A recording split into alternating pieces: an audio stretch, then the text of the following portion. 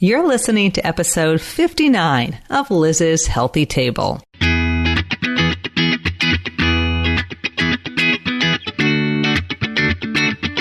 Looking for a healthy new way to feed your family without the hassle and hype?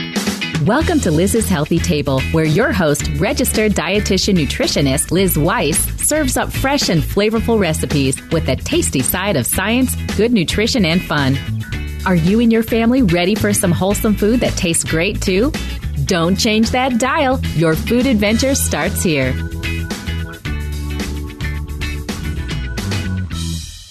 Welcome to the podcast, everyone. Before I tell you about today's show, I just have to tell you that when I use the word 59, it kind of makes me think about the birthday I just celebrated.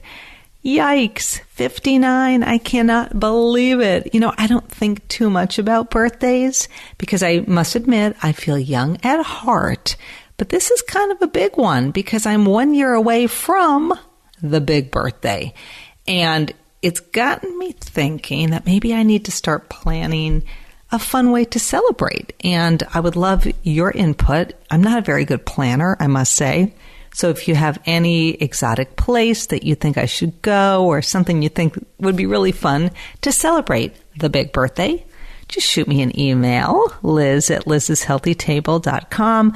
Or if you're not already a member of Liz's Podcast Posse on Facebook, just stop by, weigh in, wish me a happy birthday, and, give me some ideas for, a year of celebrations. Well, the actual birthday was August 25th. And this show is running a few days later. But yeah, 59. Ooh, it's a big one. Anyway, today's show, I'm super excited about it. It's all about plant-based eating. Now, I've done shows on this before, but the new twist on this show is that the show is all about plant-based juniors, PBJs. And when I mean juniors, I'm talking about babies, I'm talking toddlers, I'm talking kids in general. And Plant-Based Juniors is this new mommy movement that's out there. If you haven't heard of it, you should know about it. It was co-founded by Alex Caspero and Whitney English, two dietitians. And so they founded this whole movement. They eat mostly plant-based, and that's how they're raising their two kids. And they each have little boys, super cute kids. And so Alex joins me on the show today. Couldn't have Alex and Whitney, so Alex it is. She's awesome, and she's here to tell you all about Plant-Based Juniors. And, maybe you're a vegan, or maybe you're just, interested in getting more plants onto your family's table. A lot of families are these days. So no matter your motivation, Alex will join me today with lots of tips for starting solids. So getting your little ones, babies, started on more of a plant-based diet. She'll give us some words of wisdom on the plant-based milks that are best for babies, advice on choosing an omega-3 supplement for kids. She's got recipes she's going to talk about, including a recipe for tofu frittata cups. Now, this is really a recipe for little kids, but I must say I've given it to Tim and Simon, and they both love that recipe. So we're going to talk about the tofu frittata cups, and let's face it, we're all always on the lookout for a good tofu recipe, don't you think? Today, we're also going to talk about Alex's new ebook. It is called Plant-Based Juniors First Bites. It's an ebook. We're giving away a copy to one lucky winner. And so the book really is all about starting solids, which can be intimidating. And so Alex and Whitney in the book demystify that process. They talk about baby-led weaning in that ebook. And baby-led weaning wasn't really around when my kids were younger. I sure wish it was. So they talk about baby-led weaning, especially when you're going plant-based.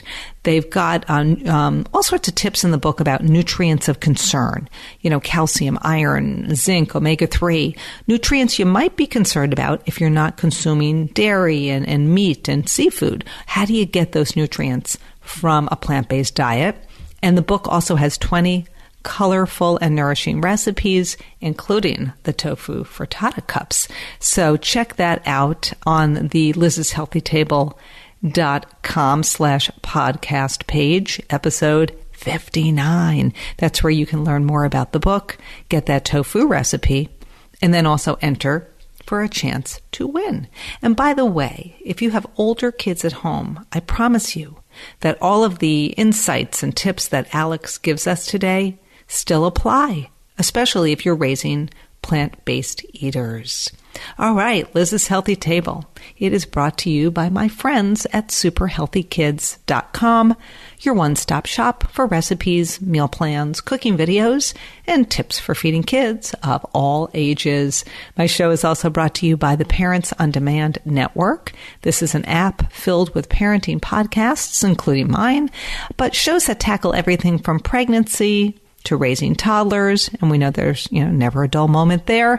And then, of course, shows like mine all about feeding kids a nourishing diet.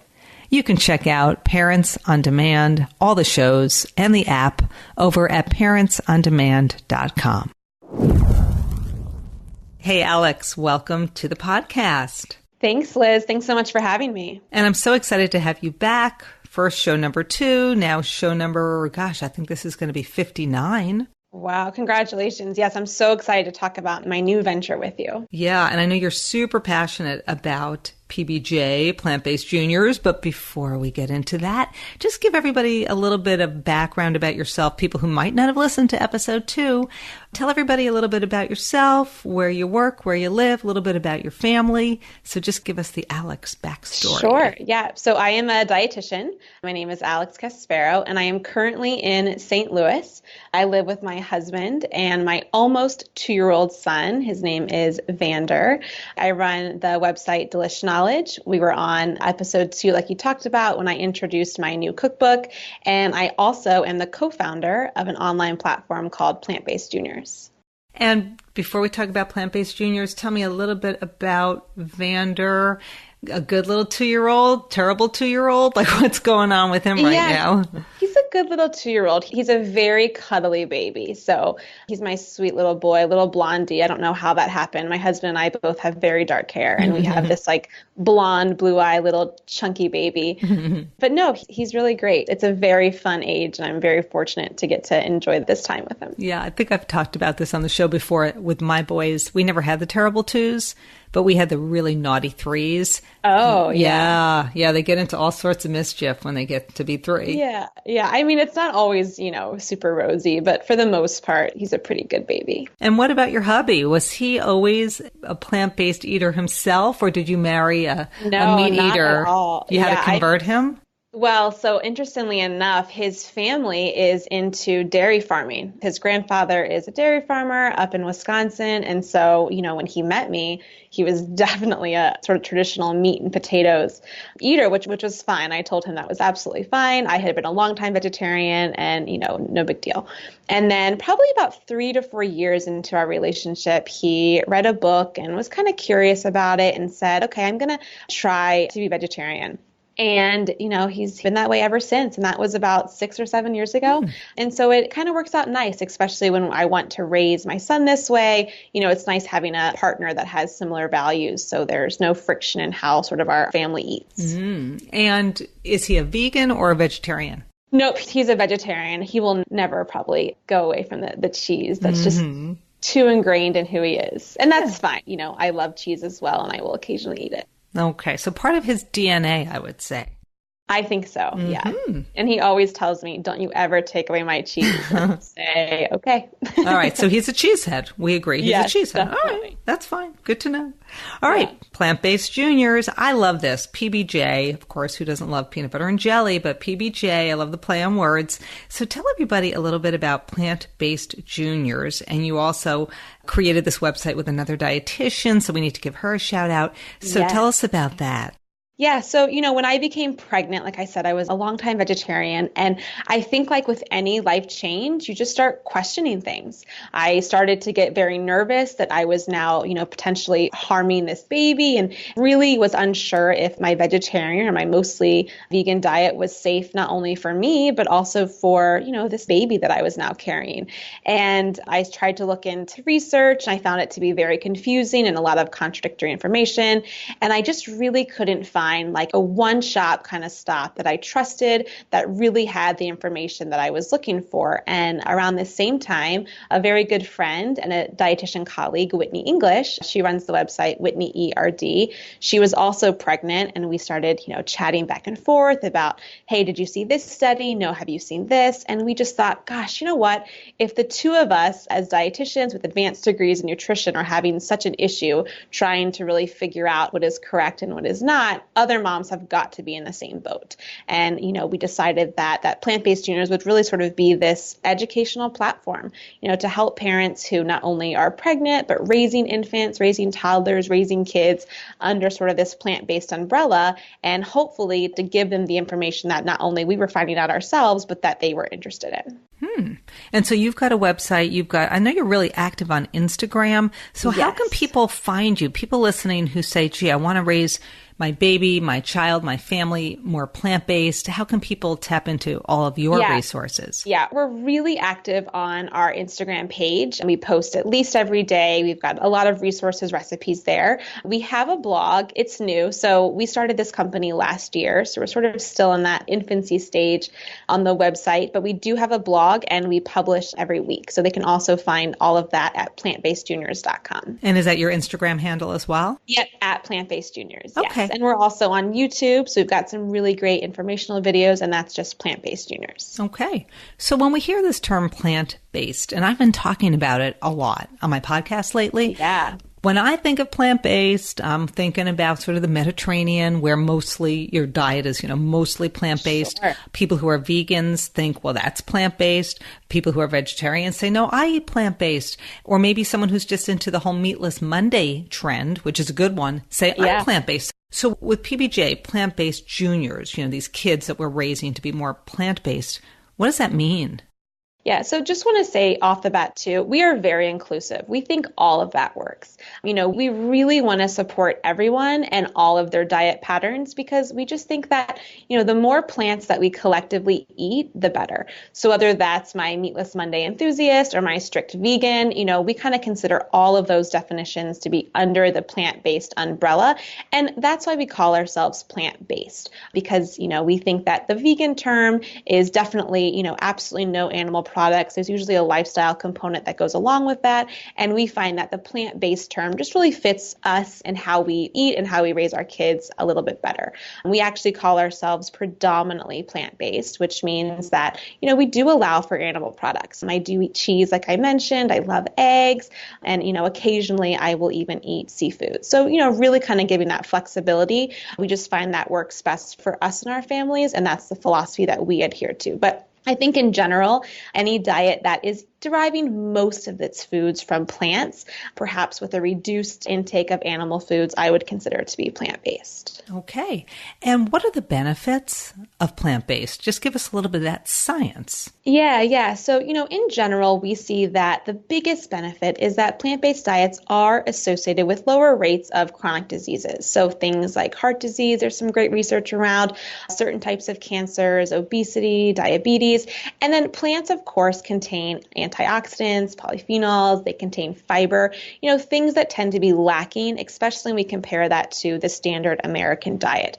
I think the CDC most recent numbers says that 1 in 10 Americans eat enough produce. And so, really we kind of take the stance that, we'd love to see a plant on every plate. And we think that all of these benefits, of course, are going to extend into childhood and really, sort of setting up the palate from the very beginning. So allowing our kids to see that these foods are not only common, but foods that they hopefully like and are interested in eating. And hopefully that will, help them as they transition into teenage years and adulthood, and really adding more plants to the plate. Mm-hmm, mm-hmm.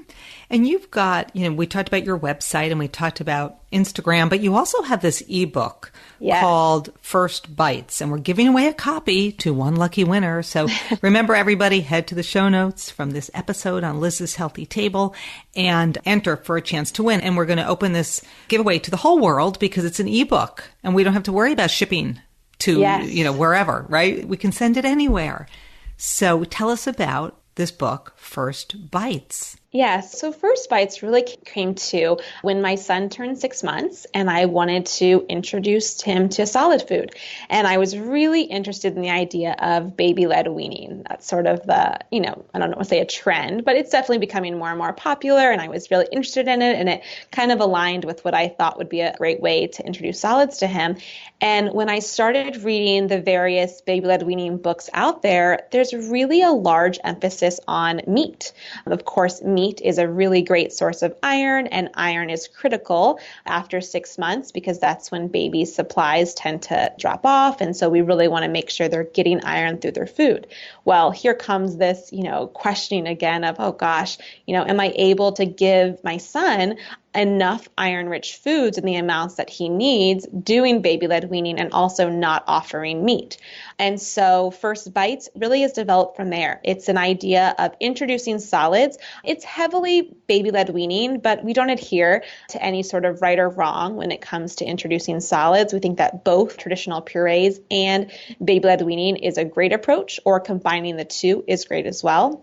And so all of the nutrition information is really geared towards babies who are plant-based or predominantly plant-based, but then the recipes are really more of those high iron baby-led weaning recipes. So things that parents can give their kids and feel confident about that they're offering iron-rich foods in ways that are going to help with absorption, but also that they're going to be giving their kids enough of the nutrients they need during sort of that critical time. Mm-hmm. I want to talk about some of those critical nutrients. But before I do that, I have to just tell everybody, I've got the ebook sitting here in front of me, and I went through it. And like with most of my guests, I like to make a recipe. If you're a cookbook author, I know I made a few from your first cookbook. Yeah. And so I blogged about them. And so I open up this ebook and I'm realizing, all right, well, this is mostly, I'm not going to say baby food, but, first foods. So I make this recipe for tofu frittata cups because I happen to have everything in my fridge for this recipe.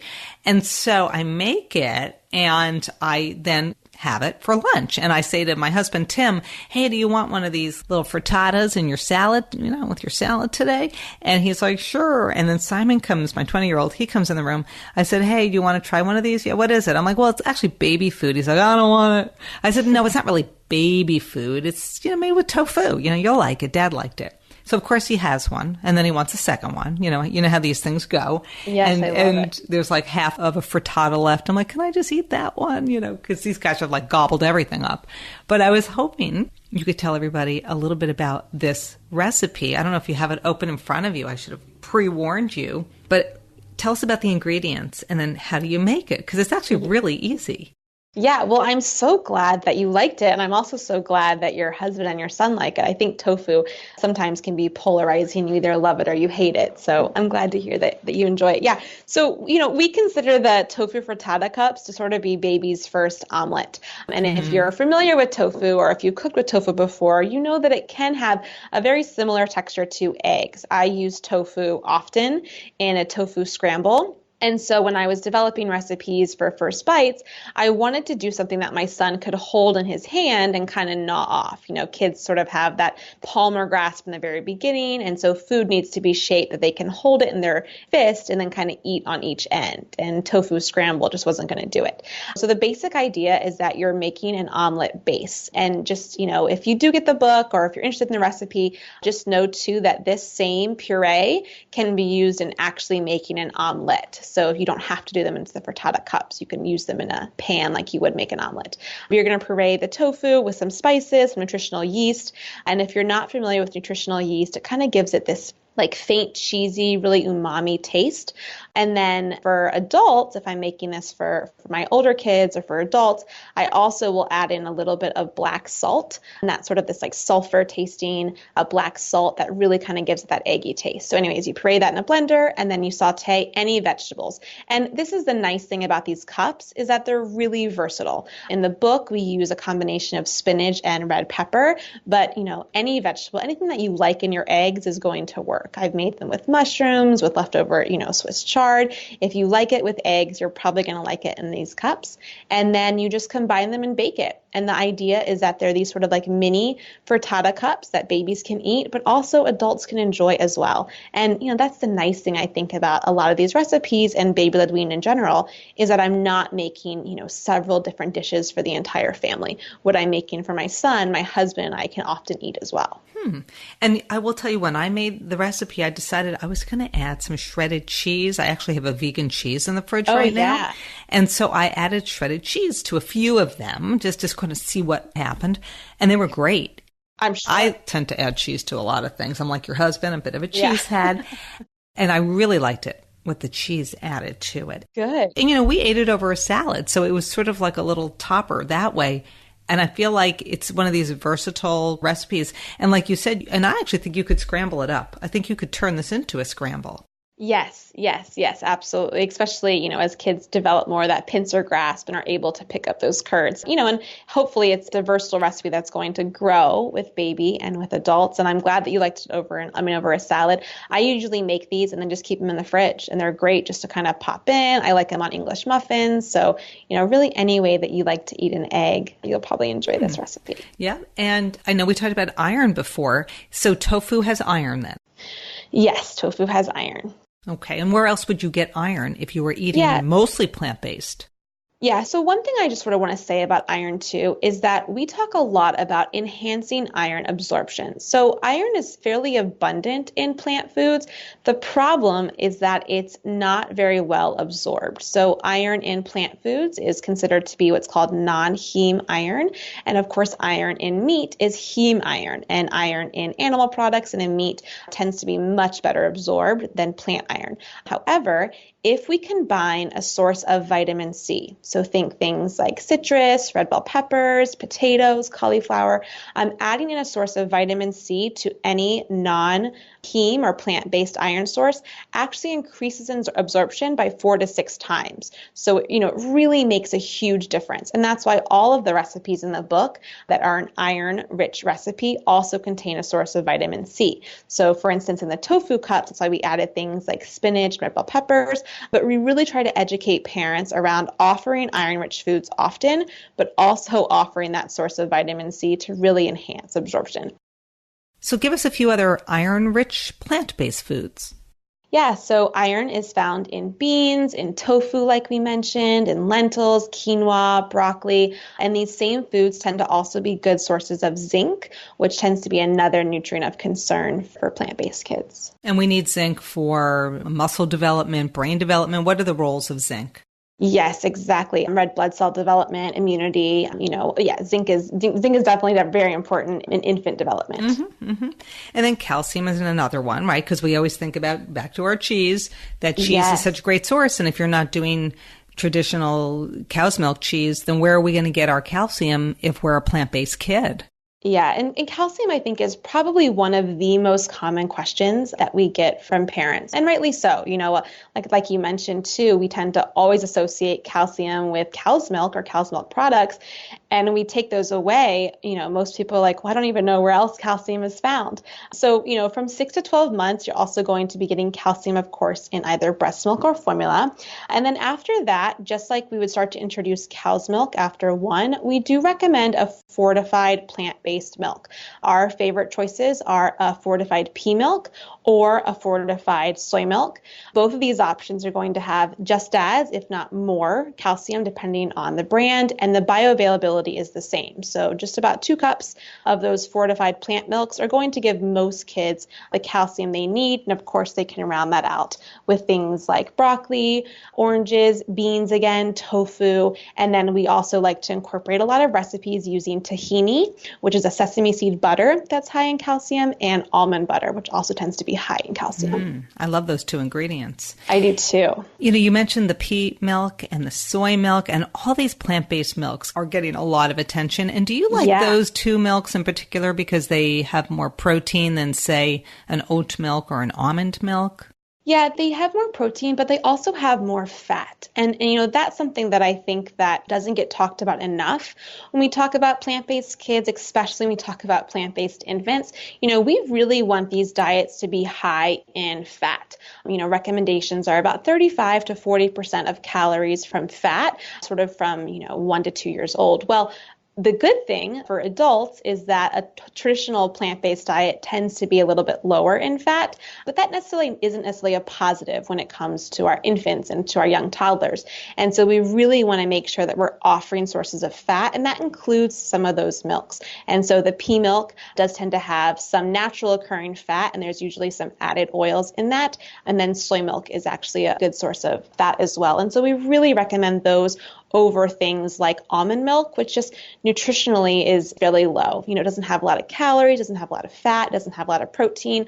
It's sort of just like a little bit better than water. And so we think that if we're going to be offering these foods, we really want to make our nutrition count. And so for us, a soy milk or a pea milk just contains way more nutrition than most of the other plant milks out there. Okay.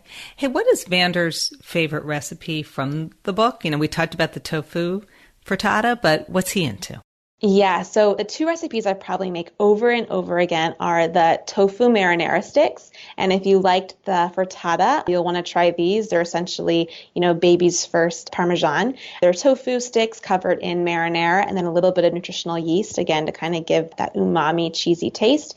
And then the cinnamon sweet potato sticks. He eats those all the time. I make those probably a few times a week. You know what I've been doing with sweet potatoes lately? I get into these food jags. And so I just take sweet potatoes, I scrub them, just clean them, poke a few holes, and then I just put them on a foil-lined baking sheet, and I bake them at about 425 for anywhere from, say, 35 to 45 or 50 minutes. But what I do is I take some virgin coconut oil, just kind of smear that on the potatoes, and then I add salt and pepper. And that coconut oil just gives off this aroma that is so good. It's like candy. It is so good. Well, and that's what we use to roast those cinnamon sweet potato sticks. And it does make such a difference with the coconut oil and the warm cinnamon and the naturally sweet sweet potatoes. It is such a good recipe for the entire family. Are you a coconut oil fan? Because a lot of critics will say, well, gee, coconut oil is so high in saturated fat or animal fat, even though it's coming from a plant source. And so kind of what's your take? Like for me personally, I tend to think of fat like a budget. Where am I going to get my fat from? Am I going to get it from olive oil or coconut oil? We don't tend to eat a lot of meat in the house, but we eat some meat. So what's your take on coconut oil? Yeah. I'm not pro coconut oil, and I'm also not, anti coconut oil. We use it occasionally. I do think that it is okay to have some saturated fat, especially for infants and toddlers. And so, like I said before, with my cinnamon sweet potatoes, we'll use that as the fat. I typically mostly cook with olive oil in the house just because I like the flavor of that more. It's more versatile for me, but I kind of use all the different plant oils, and coconut oil would be one of them. So it is great for baking. It really holds up like butter does. And so I will use that as a substitute sometimes, again, when I'm roasting certain things, but I don't tend to use it a lot. I don't think it's healthy to use it over and over again in the diet, but I don't think it is unhealthy to use it sparingly. Hey, do parents ask you about omega-3, this healthy fat that you get from things like salmon and sardines? We eat so much seafood in our household, but if you're a vegan or you're mostly plant-based, like where are you getting your omega-3 from? What do you recommend? Yeah. So for most plant-based eaters, for, adults, let's say, we can get plant-based omega-3s in different nuts and seeds. So we can get what's called ALA fatty acids, which then are converted to DHA and EPA. Unfortunately, that conversion is fairly low. And so you need to get enough ALA in the diet in order to get enough DHA and EPA. However, when it comes to infants and young toddlers and pregnancy, those conversion numbers are almost absent. Only preformed DHA is converted through the breast milk. And so for these special populations, we do really encourage an additional DHA supplementation. DHA is found in fatty fish, but it's also found in algae. And so we do recommend for our vegan families or for families who don't want to offer a based product to use the vegan algae-based DHA supplementation. And just in full disclosure, I should mention that I am an ambassador for Nordic Naturals, and they do make a baby's vegan DHA product. It's a drop. I give that to my son every day. I took their vegan DHA when I was pregnant. And again, we do recommend supplementation, potentially for everyone, but really during those critical times. So you've got, your 2-year-old who's probably totally into exploring, and with baby led weaning, I've heard from the research, maybe it's, you tell me, that kids who are raised via baby-led weaning tend to be less picky eaters as they get a little older. Is that true?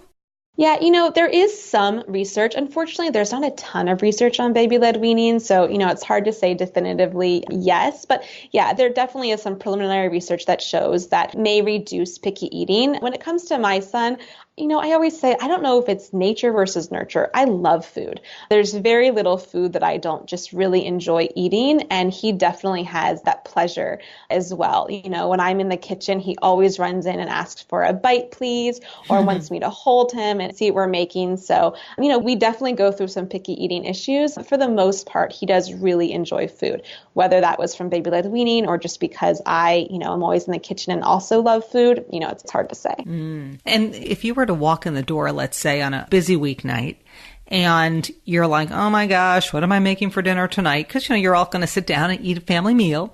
Yes. What would you make? What's kind of your go-to whipped together plant-based meal that you like to make for the whole family? Yes. So my definite go-tos are lentil tacos. I make those in my Instant Pot probably once or twice a week. We love them in traditional tacos. We'll put them in burritos. I'll put them over a salad. You mentioned those roasted sweet potatoes. I love nothing more than like a big roasted sweet potato covered in some lentil tacos and then, toppings like lettuce and tomato. So, that's definitely sort of my go-to. And then pasta. To me, I'm always, looking for if I've got vegetables in the fridge or things I kind of need to use up, I can make a quick, easy sauce and combine that with pasta. That's my Italianness coming through. We eat pasta definitely a few times a week too. And how do you make those lentil tacos? I'm curious. Tacos. Yeah. So I do have a few recipes, different variations on my website, Delish Knowledge, if anyone's interested. For the most part, the easiest thing that I would say to do is whatever your favorite taco recipe is, just substitute lentils into it. So I usually saute an onion in this saucepan if I'm using them on the stove. I'll add in cooked lentils, taco seasonings, maybe sometimes a little bit of salsa if I want to give them a little bit of kick or a little, sauciness to it. And that's it. You can do the same thing in the Instant Pot. You'll just add in some broth and then cook the lentils as you make them. But they're very, very simple to make. Of course, a good source of iron, protein, zinc, and they're just delicious. Totally off topic, but when I think about you and Whitney, I look back in time and my life was like, when I had a 2-year-old and it was hectic. I was working and I'm raising Josh. I wasn't pregnant yet with Simon because there's like a 3.5-year difference. And I don't know how you do it. So you need to tell me, how on earth do you crank out all these beautiful recipes and your Instagram feed is always filled with great information and little videos? How do you do it, lady? Give me your secret. Yeah, yes. And don't get me wrong. There are plenty of days when I just throw in the towel and say, you know what? Either my husband is responsible for dinner tonight, we're going out to dinner, or we're ordering takeout. So, Instagram is, of course, what we show, but it's not always how real life looks every single day. I would say I'm fortunate that this is my job. And so, a lot of times the things that we're eating for dinner, I'll have a recipe development or done a photography shoot earlier in the day. So it's kind of easy to marry the two together. Like I mentioned too, I do tend to rely on easy things like those lentil tacos. Gosh, I can throw all of that into my Instant Pot and it takes about 5 minutes of prep and then they're done in 20 minutes. That's a really easy meal for us. And we also tend to eat the same things over and over again. And, sort of in a different way. So like those tacos, again, we'll have them for tacos one night and then we'll have them in a salad the next day. And, it just sort of keeps you from having to make something brand new every single night. I think that's exhausting for anybody, no matter how much they like to cook. Okay, that sounds like a good strategy. So back up and tell me one more time a little bit about First Bites. Like when people enter this giveaway, what's inside those pages? How many recipes and what sorts of information? So what can people expect from First Bites, the ebook? Yeah. So First Bites is what we consider to be the nutrition primer that you would need in order to raise your infant or start solids in a plant-based way. Like I mentioned before, we are very inclusive, so you do not need to be fully vegan to appreciate this book. Even if you just want some new ideas or some recipes that contain healthy plant-based foods, this would be a book that you'd be interested in. It starts off with nutrition information. We do some information on baby-led weaning. We talk about some of our favorite products when it comes to introducing solid foods. And then we also have 20. They are fully plant-based recipes except for one. And, again, these recipes are really designed with taking the nutrition information that we talk about in the beginning of the book and putting them into recipes that are actionable, because I might like the research and I might think that's interesting, but not everyone is like that. And some parents really just want to say, just give me some recipe ideas. I know that I can give my child that is going to be a good source of iron, that's going to have that iron vitamin C pairing, that's going to be a good source of calcium or whatever it is, and offering that to their kids without having to, really understand exactly what's going into the recipe. And as far as your other ebook, we're not doing a giveaway, but I do want people to know that you have another ebook all about plant-based or mostly plant-based pregnancy. And yes. When we were talking earlier, Alex, before we rolled tape here today, I said to you, you need to get a book deal, because I'm telling you, both these books are phenomenal. But tell everybody about the ebook on pregnancy for anybody who's listening who's pregnant. Yeah, thank you. So in the same vein of First Bites being really the primer for infant feeding, the predominantly plant-based pregnancy guide is really, everything you would need to know when it comes to a plant-based pregnancy. We cover things from nutrition information to meal planning. We have over 50 recipes. We have talks on baby products, on eco-friendly products, especially when it comes to things like beauty and baby products. And then we also have a feeding guide. So we do talk about breastfeeding, formula options for plant-based kids, really, hopefully everything that you would need from the beginning of pregnancy all the way to the very end when baby is born and starting to feed. It is a 175-page guide, and it's really comprehensive. Okay, so this is the book, all right? You need to do what to expect when you're eating plant-based and you're pregnant, but a better title. So it's really like what to expect when you're expecting. But you're really, you're either expecting a plant-based eater or yourself a plant-based eater. So I'm feeling like you might need to reach out to Workman Publishing, because I think they do the What to Expect books. What to Expect, yeah. Yes, ma'am. We will look into that, definitely. We'd love to get this into an actual book, because it's just very helpful for those individuals. And I will be your agent. Okay. I will be your marketing manager. I will do it all. I will do it all. Done. Well, I love the whole PBJ concept, and I was super excited when you launched it. And do you like PB&J sandwiches? Yes. And it's, a cute play, right? We think about kids' food. What do we think about PBJs? So it worked out. So what's the biggest, hands down question that you get from your plant-based moms, or your moms who are raising plant-based kids? Yeah, I would say hands down, probably the number one question that comes to us is, what about milk? We have parents, of course, who are not choosing to offer milk because of their beliefs. They're following more of a vegan diet. But we also have parents who are interested in milk alternatives because their kids have an allergy or they're not tolerating milk well. And so for all of these recommendations, we really recommend a fortified milk like a pea milk or a soy milk, again, not using some of the other non-dairy milks, just like you would cow's milk. So offering it perhaps 2 times a day. We do recommend offering it between meals or at snacks. And that's just because iron and calcium do inhibit or compete for absorption. And so having high calcium foods with high iron foods in the same meal is going to decrease absorption of both of those foods. And that's true for these fortified plant milks as well as cow's milk. But besides that, offering those fortified milks, just like you would cow's milk, is really the best way to ensure you're getting enough calcium. For those parents who do not want to offer any kind of fortified milk, they can either consider a calcium supplement, which is just going to help get them as much calcium as they need, or they can offer calcium through plant-based sources. Though I will say, depending on how much the child eats, it is a little bit trickier. It can be done, but it really does have to be fairly well planned to ensure that you're getting enough calcium from food sources alone. Mm-hmm. All right, good stuff. And I will say, sort of off topic again, but I'm going to Los Angeles in a couple of weeks for one of these farm tours. I'll be doing a farm tour. Well, it's actually in Monterey, but I'm going early, and I'm going to LA, and I'm going to stay with Sharon Palmer, who you guys might know. Sharon, she's the plant-based dietitian. Sharon. Yeah, she was in episode 3. Thank you very much. So you two are rock stars in my world.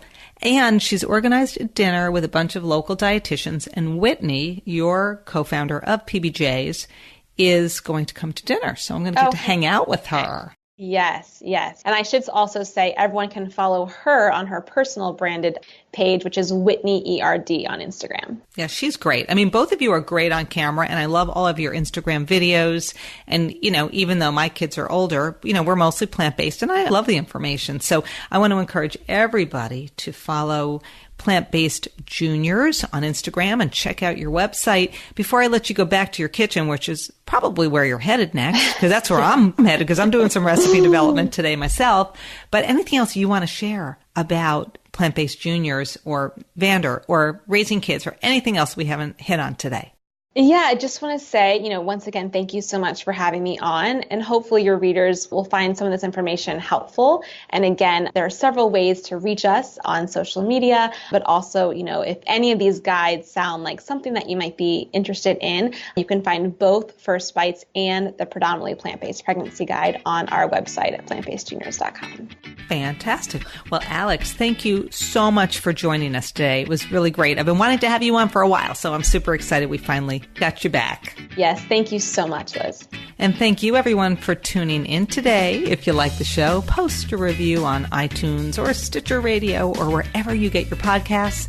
Tell a friend about it. Don't forget to head to liz'shealthytable.com/podcast to check out the show notes from today's show. Enter the giveaway. And until next time, thanks for listening to Liz's Healthy Table.